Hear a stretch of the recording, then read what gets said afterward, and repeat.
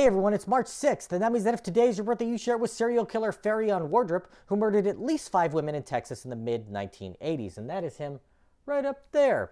The oldest of 3 children, Wardrip was born in Salem, Indiana in 1959, a small town about 20 miles from Louisville, Kentucky.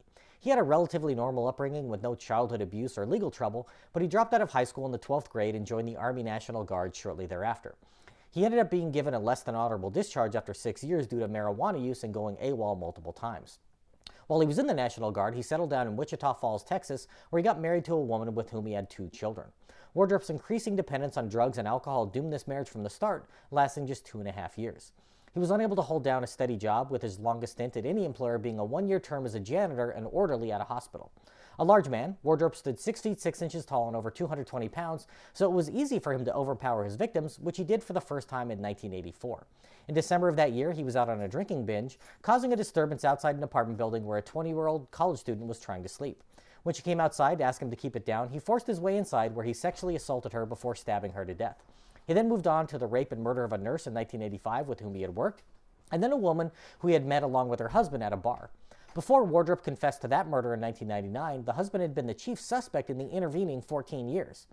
Later in 1985, Wardrip raped and murdered a waitress and did the same to another waitress he'd become friendly with the next year. 2 days after his final murder, Wardrip called the police and confessed to that one, and was quickly convicted and sentenced to 35 years in prison. Released on parole in December of 1997 after just 9 years, cold case investigators realized he was a possible match for the other murders. They were able to obtain a paper cup he had used at his job and got a DNA sample from it, which matched 3 as of yet unsolved murders. When they brought him in for questioning in February of 1999, he confessed to those 3, and out of the blue to the 4th as well.